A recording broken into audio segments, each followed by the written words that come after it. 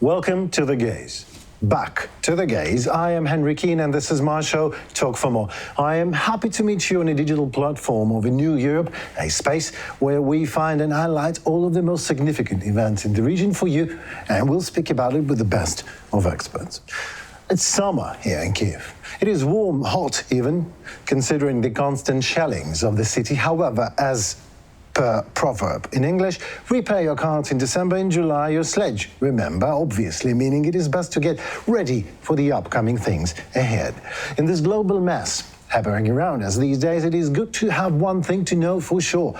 The winter is coming, naturally. And it is not just sleigh and ski, we need to get ready for it naturally. Natural gas, liquefied natural gas, LNG. Let us today look into the matter and investigate if the pressure inside the gas pipelines and politicians' offices overlap somehow, and what's the mutual effect. And I am happy to give you all today's guests. It's Mykola Kapitonenko, Associate Professor at the Institute of International Relations. Hello, dear sir, it's nice to have you in our studio. Hello, nice to be with you. To start with, does Russian gas really put the pressure on high offices in Europe, and what kind of pressure it is? Obviously, it used to, but during the recent year, that pressure has been lowered significantly. In my view, Europe still needs huge amounts of energy supplies, including natural gas. It is still dependent on, its economy is still dependent on those energy supplies, and they managed to solve partially the issue and find some alternative routes of supplies. And certainly the share of Russia on the European gas market has decreased significantly. But strategically, there is still a problem because, in my view, Europeans are paying a heavy price for the Russian-Ukrainian war. Their economy has been stagnating during 2022. And probably that's partly an answer to the question of why Europe is overcoming its dependence on the Russian gas, but nobody knows how big the dependence would be after economic recovery in Europe. So this is going to be a long-playing issue in European capitals. They will be looking for natural gas, liquefied natural gas or just natural gas in order to replace supplies from Russia. And there are doubts if they can succeed in that because huge amounts of liquefied natural gas in particular have been contracted by China. And there is a high level of competition on the market. So this is a huge political, geopolitical and security issue for Europe, continues to be. Right. After the beginning of the full-scale invasion of the Russian Federation in Ukraine, and very much thanks to all the sanctions against Russia, European countries significantly reduced the dependence on Russian gas from 40% in pre-war stage to 10% by now. It's huge, by all means. Alfred Kammer, himself director of the European Department of the International Monetary Fund, states that, according to him, the European market is now increasingly filled with alternative Russian gas supplies. In particular, it concerns the supply of liquefied natural gas LNG to Europe via sea. Kammer says that financial ties with Russian economy remain very limited and are shrinking further. So when do you think this will cease to be completely, or to put it straight and forward, that complete financial and economic cut-off for Russia? Is that even possible after all? And should we really be striving for it? What's the consequences for the both sides, in your opinion? Well, from the very beginning, when the policy of sanctions started to be applied towards Russia in 2014, it was the question of who is paying the heavier price, because there is obviously an interdependence, and both sides are paying. And methodologically, it is very difficult to assess the impact of sanctions. It has been there have been numerous attempts to do that since 2014. And they all have been problematic because there are many things which actually impact the economic performance of Russia. And it is difficult to distinguish for which part of that sanctions are responsible. But what is more or less clear after the more than a year of the war is that the Russian economy is quite resilient, and it has been overcoming almost the whole negative effect of the Western sanctions. And the sanctions are unable to impose a price over Russia high enough to stop its aggressive policies. And moreover, sanctions are not enough to cause a deep economic crisis in Russia as well. It seems to me that the Russian economy has been adapting to the regime of sanctions, becoming poorer, becoming a little bit, or probably not a little bit, but more simple, on a simple level. But it has been stabilized, and it now looks probably is following the path of the economy of Iran, which is under sanctions for more than 40 years. A country which is large, its economy is also heavily relying on energy resources, supplies, and they have been somehow used to live under the sanctions regime, and that's something Russia will probably emulate. And moreover, it is impossible, as it turned out, to cut such a large economy as Russia's from the global economy by only taking steps from the part of the West, because there are also other major power centers in the world, China, India. The world is no longer Western-centered, I would say. And because of that, we can say about half or semi-isolation of Russia, but not of a complete isolation. I think that complete isolation is out of reach. So, to put it clear, are you actually telling me that sanctions simply are not doing its job? They are not working, is what you literally telling? What I'm telling is that Russia turned out to be well prepared for the sanctions, just the way Ukraine turned out to be well prepared for a full-scale invasion and for a large-scale conventional war. Just in the same way, Russia turned out to be prepared for the economic war of sanctions much better than the West has expected, and we have to deal with the consequences of that. Yeah, if West was even expected anything. If that was up to you, what kind of sanctions would you propose? What would you offer to make it work? To put some pressure on Russian economy? It has putting, I mean, the sanctions are putting some pressure, of course, because Iran is Iran and Russia is Russia. But if that would be up to you, what is it going to be? I think that I would place the major focus on cutting off all possible shadow schemes of going through the sanctions regime. It's much more important than introducing new sanctions. Actually, all most effective and most painful sanctions have already been introduced, including cut off of the banking system from the SWIFT, including sanctions against sectors of Russian economy, on oil production, gas export, military production, banking, personal sanctions against Russian entities. So the whole range of sanctions has already been implied. So because of that, I think that the major emphasis should be put on how sanctions are observed. Two most famous generals in Russia, General Hunger and General Frost. Yeah, you know, we understand that there is enough gas in Europe that make us warm in winter. Okay, but if winter is cold enough this year, then it can and will deplete quite quickly. So could you please do us a favor, do us a small weather forecast, whether Kremlin will be able to use and weaponize winter to make it weapon against Europe? Do you think that is the case? I don't think it is the case, because the previous winter has already demonstrated that there are very limited options for using the energy weapon for Moscow, that Europeans are quite resilient in that case, and they have found the alternatives already in 2022, and they will be even better prepared in 2023. So I think that even if the weather is worse than it was a year ago, still Europe has high chances of coming through this. Okay, then General Hunger's turn. What about him? I mean, I see how Russian authorities use the grain agreement, and with each round of talks, they are trying to blackmail the world more and more. Do you think they will continue that and to get some concessions or better conditions? Do you think this is going to happen more and more, and Russia will be able to get these concessions and during the talks? I think they will continue to exploit that, because this is one of the few advantages they still have, and one of the few leverages they have. And that will be a much broader issue going beyond actually the grain deal and dealing with the overall economic problems in Europe in particular, which have been triggered by the war. So that is something Russians would definitely rely on in the future.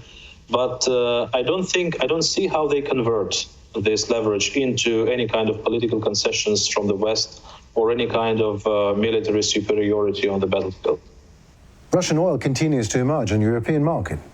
Whatever is the embargo. I mean, Russian oil continues to emerge on EU markets despite the embargo, through the intermediaries in third countries, especially from India. It's like, in this song, everybody knows that's how it goes. I mean, it's everyone's secret, right? I know, the world's mass media knows it perfectly well. Der Spiegel magazine writes about this quite openly.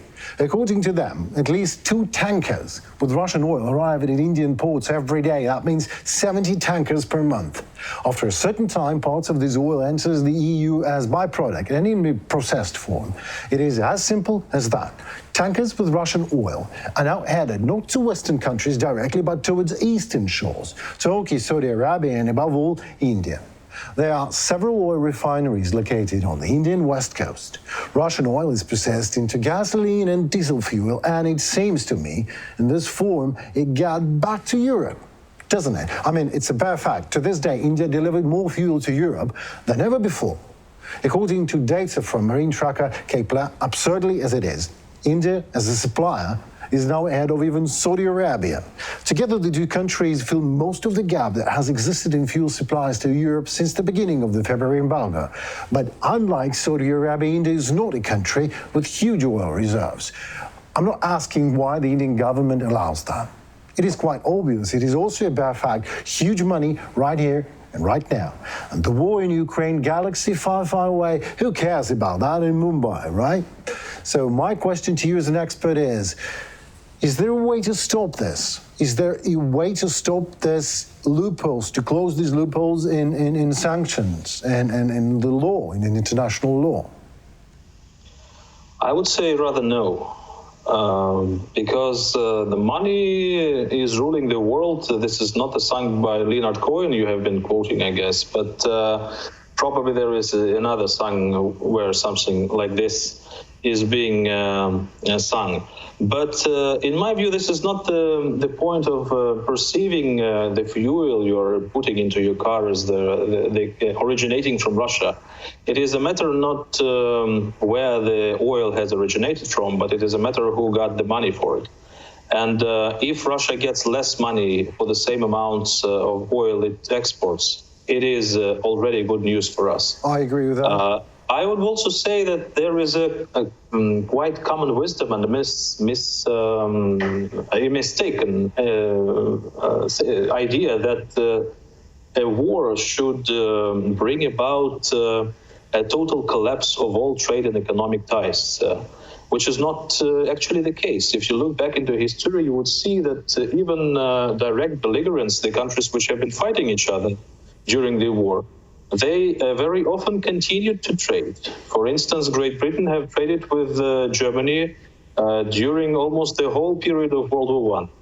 Certainly some specific goods have been excluded from the trade, especially those which have been used directly on the battlefield. But in what concerns all the rest, the trade continued because it provides, even during the war, it provides all the states with benefits, mutual benefits. And it's not clear whether it will be better to cut all those ties because everyone is going to lose. So I do understand the moral side of the story, but we are living in a very practical, pragmatic world. Oh, practical and pragmatic. If that will be up to you. I mean, why, as an expert, why don't you investigate? Should we really continue buying something from you? Are we buying anything from Russia at the moment? And how do you expect your businesses to actually interact with Russian businesses? I mean, European businesses and Western businesses are leaving Russian territory and we are keeping trade with them right now. Is that the case? Is that what you say we should do because this is economically favorable? You're putting money over the morality, is it not? This is not something we should do, but this is how the world is working, is functioning. And I think that this war is in many ways an exception, and it already has provided significant effect on trade connections, on trade links, on the presence on the Russian market of a huge amount of companies which have been opting for leaving the market, obviously for moral reasons and probably for some economic reasons as well. So I think that we should not be idealists or perfectionists in this particular case, but we should rather proceed from the assumption that some companies will continue to do business with Russia. All right, then let us assume the world authorities just produced a complete ban on Russian oil and none of it is delivered in the European Union. What could be the political consequences of such an oil ban and price rise? Maybe this is exactly what Russia wants because it will probably cause a mayhem. Is that true? Let's try to imagine that. I think that as long as there is an industrial economy in the world, there is always a demand for oil. And there will not be enough oil. There will always be a competition for more oil at lesser prices. And such a huge producer as Russia is impossible to cut off from the global economy. That's the lessons we should have learned from 2022. Right. Because of that, I think that even if we imagine something such improbable like this, it will certainly bring about costs to the Russian government. It will cause huge problems in the economy and for the Russian budget.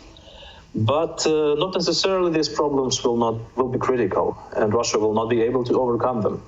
We are constantly projecting the experience of the Soviet Union under very specific conditions of 1980s to modern Russia, and assume that what happened to the Soviet Union will necessarily happen to Russia. But I do doubt that, because today's economy, global economy, and today's Russia economy are quite different from what we had 40 years ago. In this term, I agree with you. I think we need to be practical in this term. We need to see the reality as it is.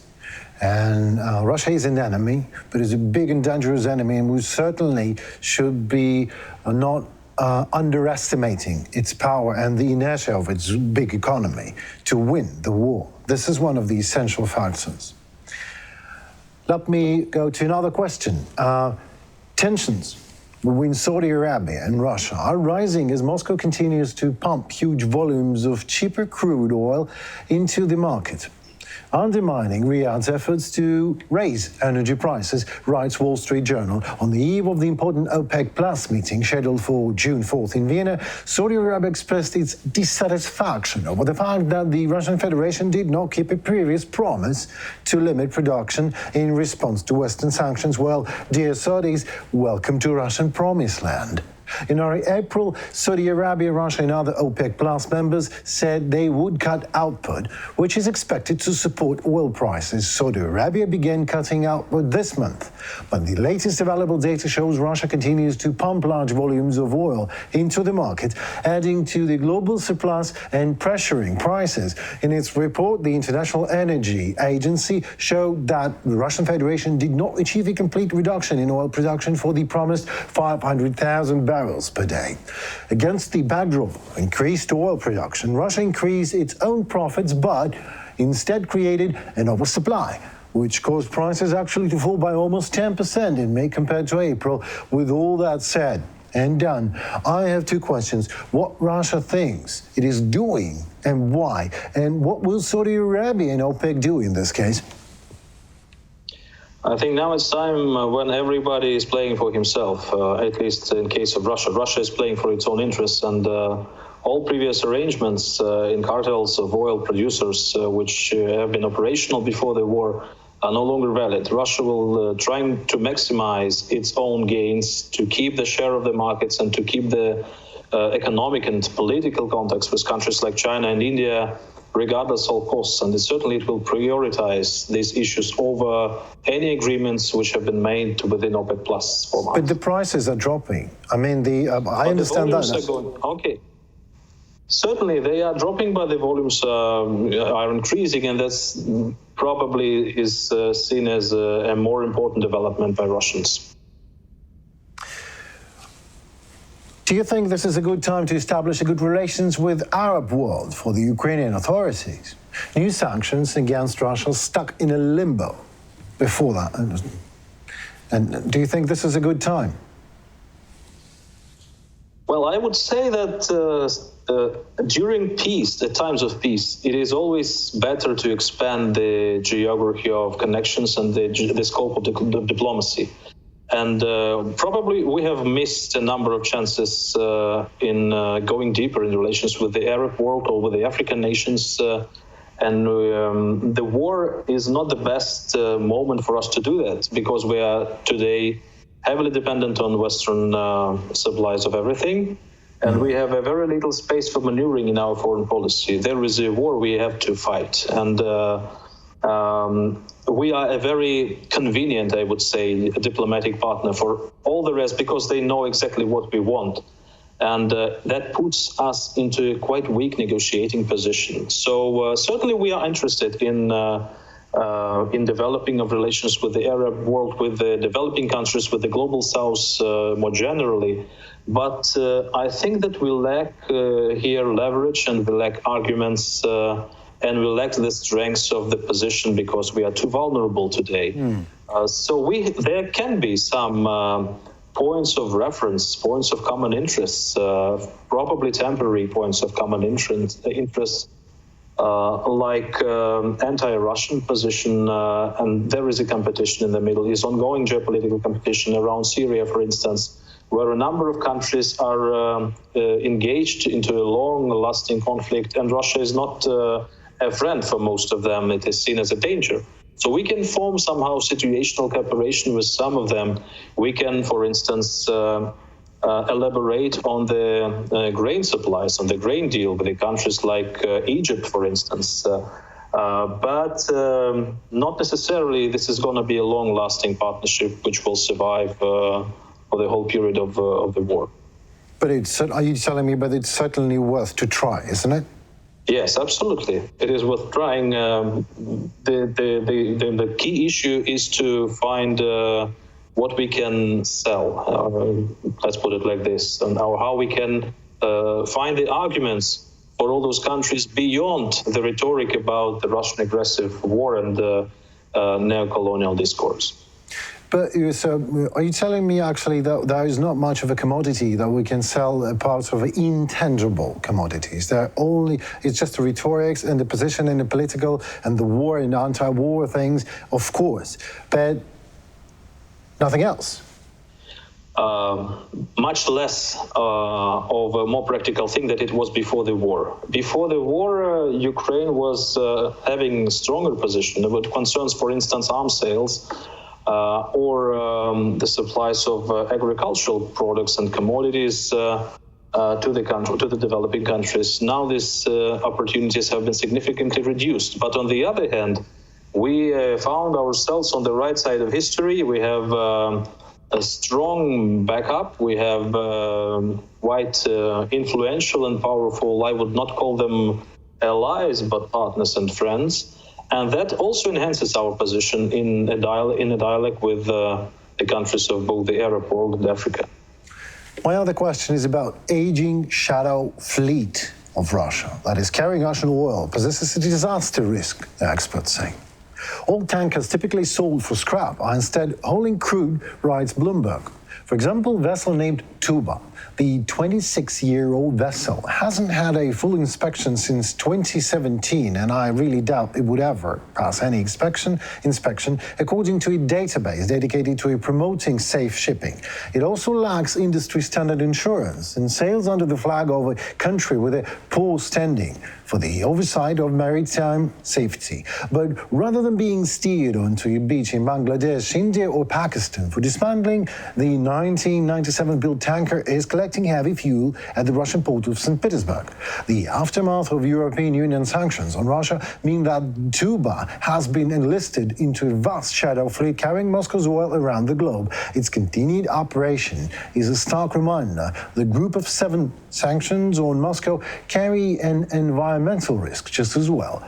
The big concern is that some older vessels, the global fleet is now the oldest in almost 2 decades, may not be properly inspected and maintained, leading to a catastrophic accident at sea. At least 40 vessels hauling Russian oil to China and India between early December and early February lacked insurance from members of the international group of P&I clubs of routine safety management certificates. According to data from Equasis, the maritime safety database, 3, including the Tuba, didn't have something called classification that would demonstrate how seaworthy they are.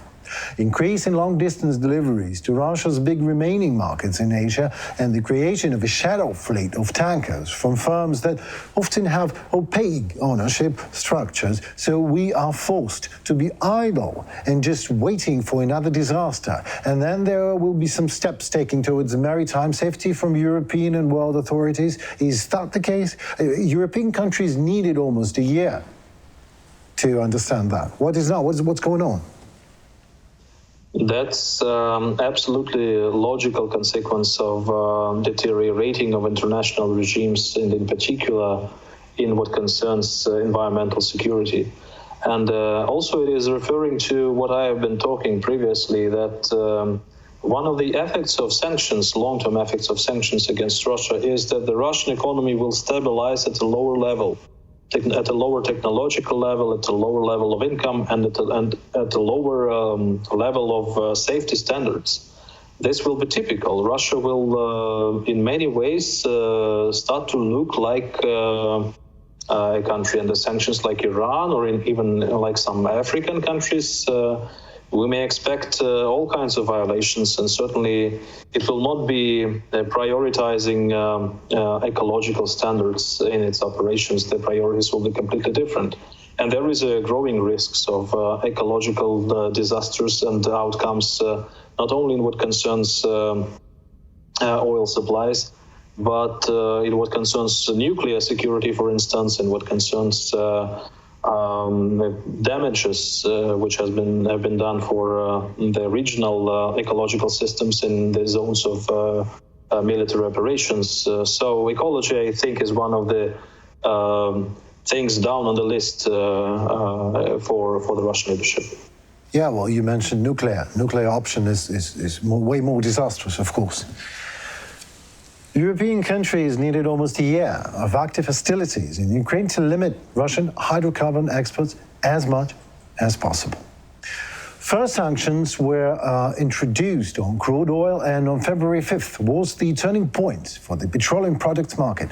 These are one of the key sources of revenue for the Russian budget that allows Putin to finance the war against Ukraine. The embargo will not deprive the aggressor country of all revenues from hydrocarbons, of course, but it will significantly reduce them. This trend will continue. The decisions of the Council of the European Union to ban the import to Russian oil and oil products was adopted in June 2022, but it did not take effect immediately.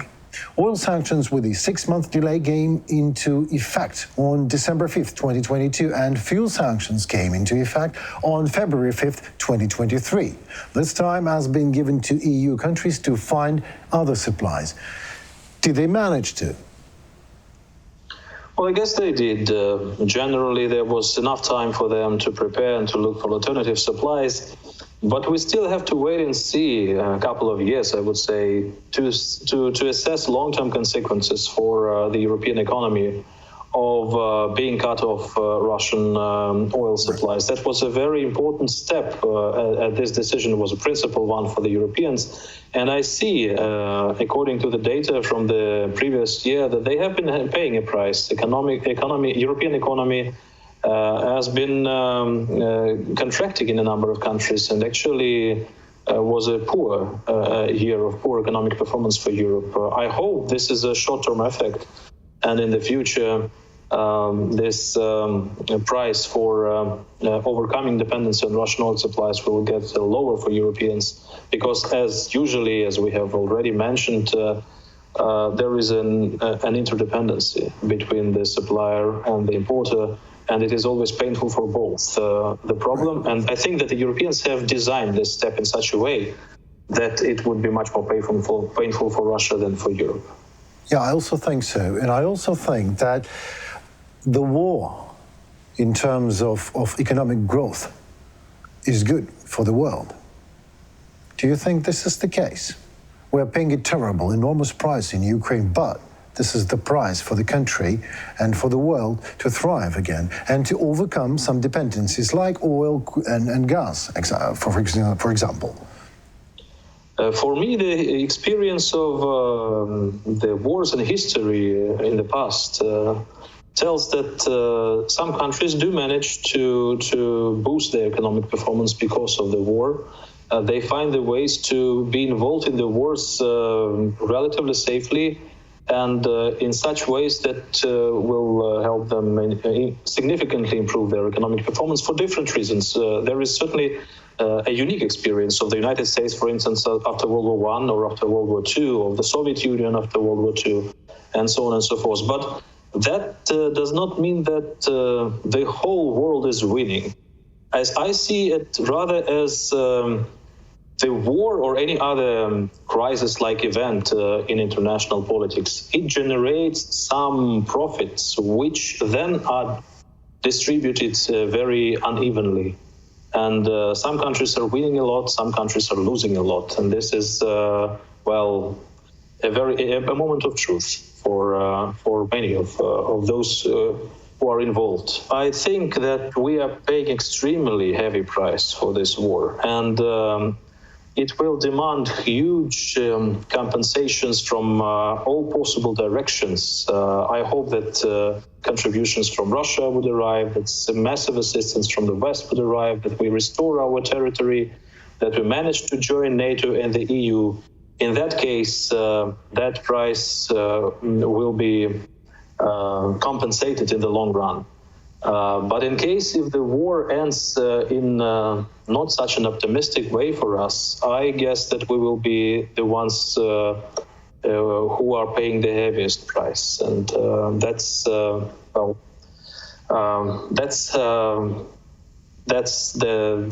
destiny, I would say, of those who are waging wars or who are subjects of aggression. My next question is, Swedish authorities said the circumstances behind Nord Stream pipeline blasts last year have been difficult to investigate. Several months after the attack targeting Russia's gas deliveries to Europe, not only loopholes in sanctions exist, do they?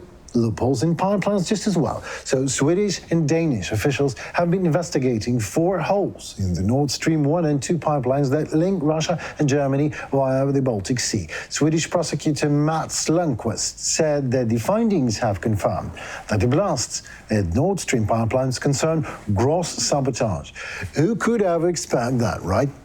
Mystery has surrounded who might be responsible for the brazen sabotage last September, which damaged 2 pipes transporting Russian gas into the European Union and targeted a crucial source of revenue for Moscow. Both pipelines were closed at the time of the attack, which came a month after Russia's invasion of Ukraine. Can you explain who's the beneficiary of this blast, of this sabotage, since blackmail economical and political terms? Well, that's really a complicated question. Before the war, I was sure, and still I am sure, that the beneficiaries of the pipelines themselves, primary beneficiaries, were Germany and Russia. And Germany was the biggest one. This was mainly the German project. The Nord Stream 2, Germany was advocating it for obvious economic reasons because it provided Germany with the functions of the energy hub in Europe. And moreover, because of this green transition, Germany needed additional supplies of the Russian gas. So this was a project completely within the framework of national interests of Germany. Russia was also benefiting from this, certainly by reducing its dependence on transit countries like Ukraine, for instance, and getting the opportunity of directly supplying natural gas to Europe. But when the war started, everything has changed. It started to be clear that Nord Stream 2 would not be operational anymore. And the destruction of the pipeline, I think it was rather a symbolic step, which probably underscored the end of strategic partnership or something like this between Europe and Russia, or between Germany and Russia. And Russia's strategy today is to reorient its gas supplies to China and to the east, which is technically difficult, but nevertheless they're working on it. So depending on how you look, there can be different answers on who is benefiting from it. We will still have to wait and see. But not necessarily the one who will be benefiting in the end was responsible for that destruction of the pipeline. So this is an interesting investigation. I am personally very interested in finding out what happened actually last year. Remember, that makes it two of us, but let's assume I know you're a professional, you don't like this, assumptions and everything, you're trying to avoid that, you already clearly showed it to me, and I respect that as a professional just as well. But let's assume, who could that be? The pipeline wasn't operational. So I agree, this is a symbolic step, but who took it? Well, I actually have no idea. I can only speculate, and I think that... Yeah, let's speculate, exactly. Speculating a bit, let's assume that there have been motives for Russian leadership to do that in order to somehow weaken positions of anyone who will be willing to restore something which was happening before the war, to continue cooperation with the Europeans, to make some concessions over the war in Ukraine. That could be the case, but you can never know. Yeah. All right. Let's wait and see. Now, this is my beloved topic. We're about to ask questions to the artificial intellect. We just talked so much about gas and oil that we decided to ask the neural web. Our question is, what will happen to Russia if the country completely refuses or is banned of its gas and oil revenues? Here is what the AI, a famous ChatGPT answer was. If Russia were to completely refuse its gas and oil exports, it would have significant economic and geopolitical consequences for the country. Here are some potential impacts. Economic repercussions. Russia heavily relies on revenue from oil and gas exports. These resources constitute a major portion of its national budget and contribute significantly to its GDP. A complete refusal to export gas and oil would lead to a sharp decline in export earnings, causing a severe economic shock. The Russian government would face challenges in funding its budget, maintaining public services and supporting the economy. Unemployment and social unrest. The oil and gas sector is a significant employer in Russia. A decline in exports would likely result in layoffs and job losses within the industry and related sectors. This could lead to increased unemployment rates and potential social unrest as people lose their livelihoods and economic opportunities. Currency devaluation. Russia's economy is highly dependent on oil and gas exports, and these exports contribute to the country's foreign currency reserves. A complete refusal of gas and oil exports would reduce the inflow of foreign currency, potentially leading to a devaluation of the Russian ruble. This devaluation could further impact the economy, including imports, inflation, and living standards. Geopolitical implications. Russia's status as a major gas and oil supplier gives it significant geopolitical influence.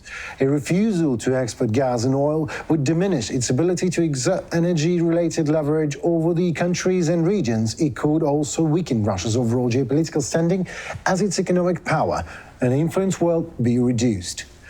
Diversification efforts.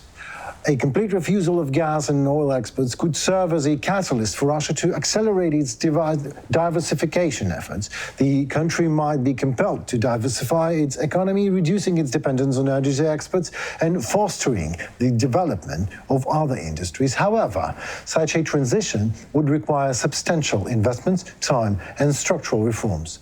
It is important to note that a complete refusal of gas and oil exports is an unlikely scenario, as it would have the severe severe consequences for both Russia and its energy-dependent customers. Energy transitions typically occur gradually, allowing for adjustments and mitigating potential disruptions to the economy involved.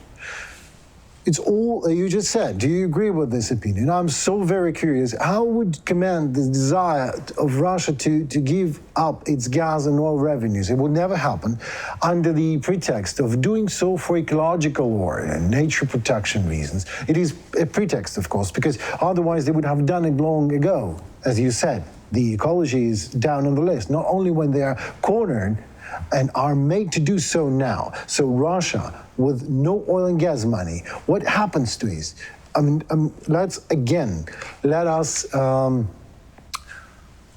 Let us use our imagination. What happens to Russia? It looks good at the moment, but is it good to us? Should we really be aiming at it? Or should we be very more practical, as you insist?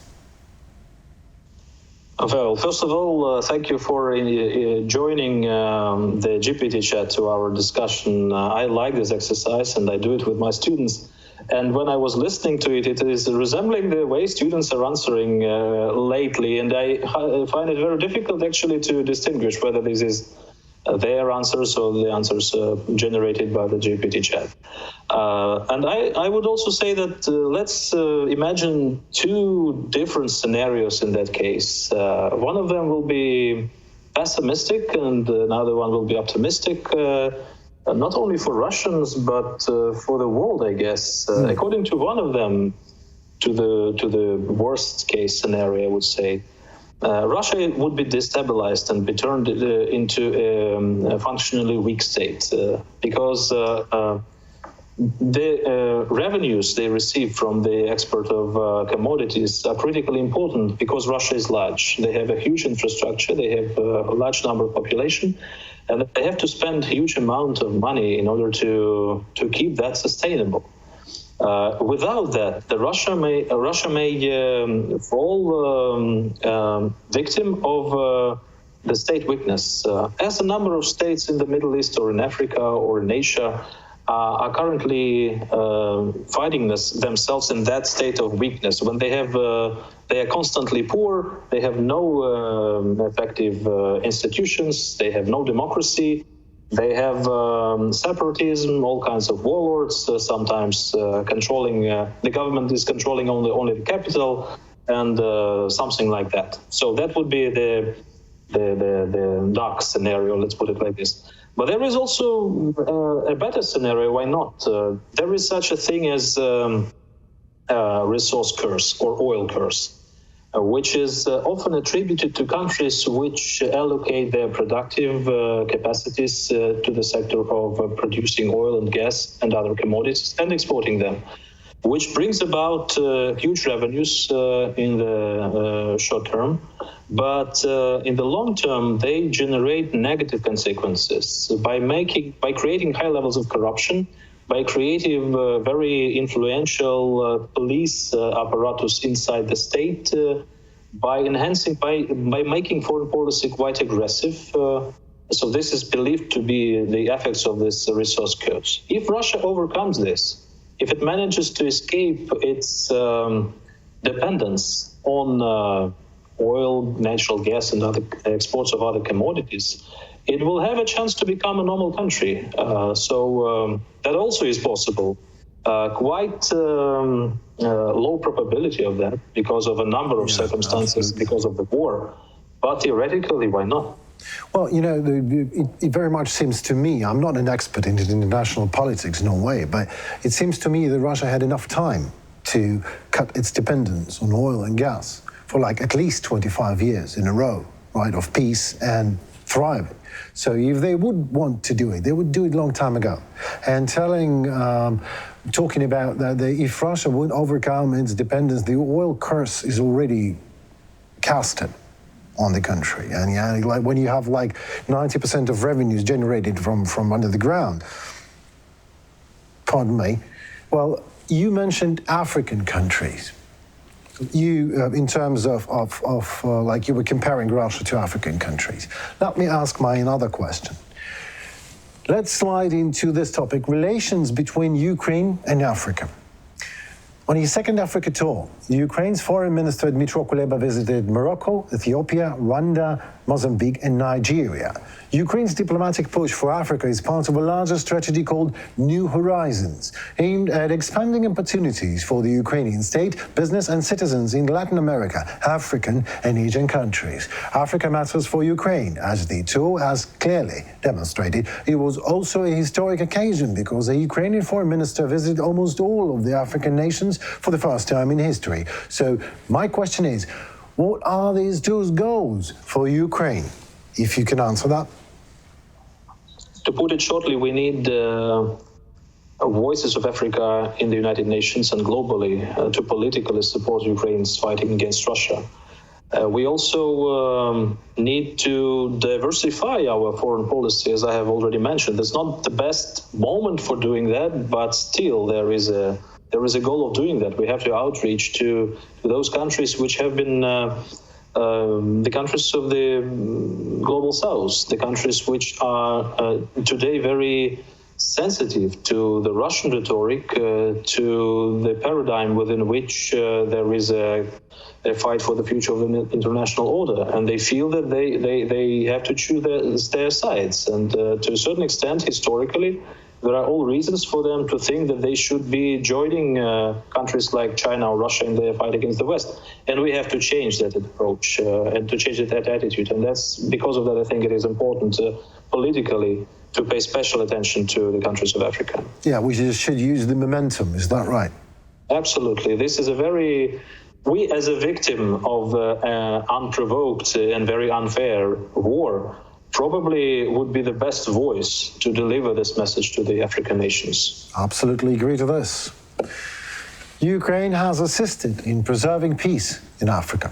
Over 300 Ukrainian blue helmets participated in 4 UN-backed missions in the Democratic Republic of the Congo, South Sudan, the Abyei region and Mali. Ukraine is currently working hard to expand its diplomatic presence on the continent. It is another war, another battle, just the political one, a battle for political influence in Africa. In our opinion, what is the importance of such a tour in terms of international politics? After all, it is obvious that we need Africa, but the very short-term goals of this visit, what could they be for Ukraine? I think that the short-term goals are to try to capitalize or convert the grain deal, which is constantly under some kind of threat, and it is more or less operational, but it is under question, to convert it into strengthening of political positions of Ukraine in Africa, while still many African countries need Ukrainian grain. And they have been experiencing the problems in 2022. Some of them have been importing quite a huge amount of huge share of grain from Ukraine and Russia, and the war has disrupted those supplies, and that created huge economic problems inside African countries, in particular by increasing the prices for food in these poor countries. So they need us. They together, both they and us, need the grain deal to be operational. And this is a momentum for us to capitalize on that mutual interest. There is no guarantee that they will continue to depend on supplies from grain from Ukraine in the future. So as long as there is such a dependence, we should use it. Let's slide into another topic. Peace Summit in Copenhagen. Preparations are underway. To be clear, no other country in the world wants peace as much as Ukraine does. We just need a real peace, not a counterfeit. A just and lasting peace, not a temporary respite before a new escalation. Recently, a high-ranking diplomat of the Swedish EU presidency said that the ministers of foreign affairs of the member states of the European Union discuss the upcoming summit dedicated to the promotion of Zelensky's peace formula. The summit is scheduled for mid-July and will be held in Copenhagen, reacting to the remark of journalists that a NATO summit is also scheduled for mid-July, which will be held on July 11 and 12 in Vilnius. The diplomat specified notified that there is an intention to hold the Zelensky's peace formula summit before the summit of the North Atlantic Alliance Organization. What are you, as an expert in international politics, expect from this summit? From both of the summits, if you can answer that. They obviously will be interconnected, and I'm afraid that the peace summit will be kind of a substitution for the NATO summit. I think that it is very unlikely that Ukraine gets what it wants from the NATO summit, and because of that, the kind of compensation could be the decisions or just the fact of the peace summit being held. That will be a broad platform to bring about not only Western countries to expand the platform, to expand the coalition, and to try to look for any workable agreements or solutions. It's very good that they will be based on Zelensky's peace formula. However, I don't think that a compromise will be reached on either of these summits, but they both will demonstrate growing support for Ukraine. I think that in that regard, they both will be important. And in what concerns this particular peace summit, it is very important to understand what other countries beyond the Western world think about this war, how they perceive it, what interests of them are at stake, and how much they are ready to invest into bringing it to an end. Great. Well, then, what would you say, the peace summit in Copenhagen or the NATO summit in Vilnius? They are overlapping and interconnected. One is maybe like a cherry on the top to make Ukraine closer to NATO. But which one of these two summits are more important?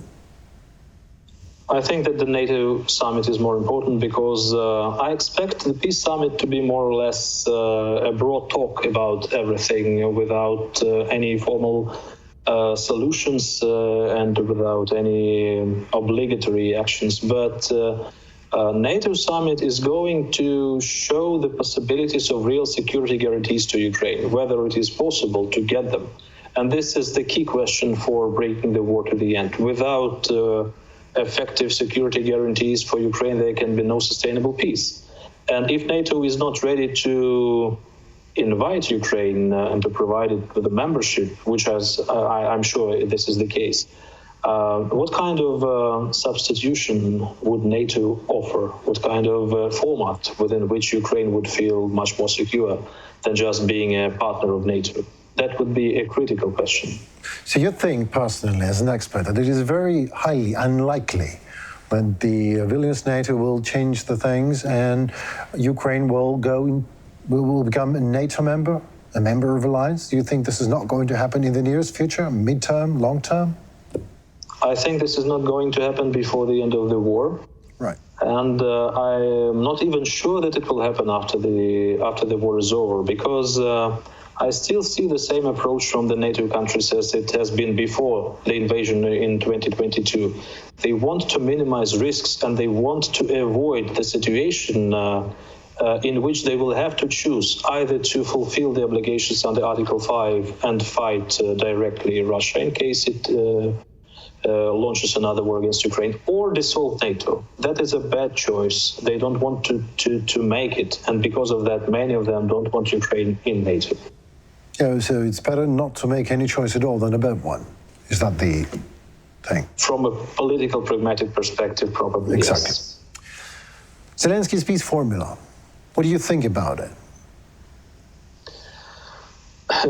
Well, it is a good position for start of any negotiations about how war can be over. The problem is that there is no room and no space for any compromises. It's not probably the problem, but this is a specific feature of this peace plan. We have maximized goals in this war, and because of that, because Russians are always also having maximized goals in this war, I see no zone of possible agreement, and I see no perspective of rapid resolution of this conflict. I think this is most likely to be a prolonged war. But I think Zelensky has no choice, and this is the only way you can put your conditions or your stakes. The only possible just and sustainable peace can be reached if all the points of this peace formula are carried out. So that is the only way of achieving justice in this case. Not always, justice is something which is not always obligatory, not always important in international politics. But for us, it is obviously a number one priority. So because of that, there is no alternative.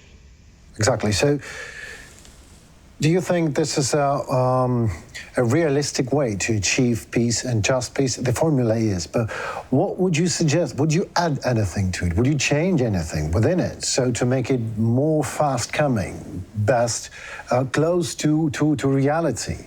Because I think personally that you said maximize goals, you mean the putting everything on it. I mean to maximizing the stakes. Is that what you meant? Yeah, that's what I mean. Yeah, right. So I think that it should be done. Exactly. I mean, we don't have any choice. We have to aim for the victory. But you're saying that the formula, that this is the most likely to be a prolonged war, but the formula is good and is liable and workable. But I think I can feel that you would love to change some points or change or add on top of it. Is that the case, or I'm just mistaken? I think that there is no way to change it, no realistic way of changing anything. But what we have to probably concentrate on is that on making this formula valid and important, not only for us, but for as many countries as possible, to create the conditions under which others would subscribe under this formula without any additional clauses, without any reservations, without any kind of minimizing risk strategies, create the conditions under which China would be interested in that formula just as much as we are. And that would be a decisive factor for bringing the war to an end. French President Emmanuel Macron did great things during the Globe 6 summit, two great things, a security forum in Bratislava. First, he apologized for France not taking Russian aggression seriously enough before the war broke out.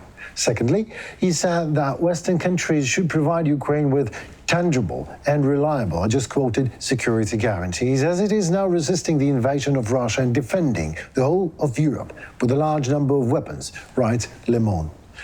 The French leader emphasized that the approval of security guarantees for our state on a multilateral basis is in the interest of the collective West in particular and the world in general. According to Macron, this issue will be subject of collective discussions during the coming weeks, from today until the July NATO summit in Vilnius.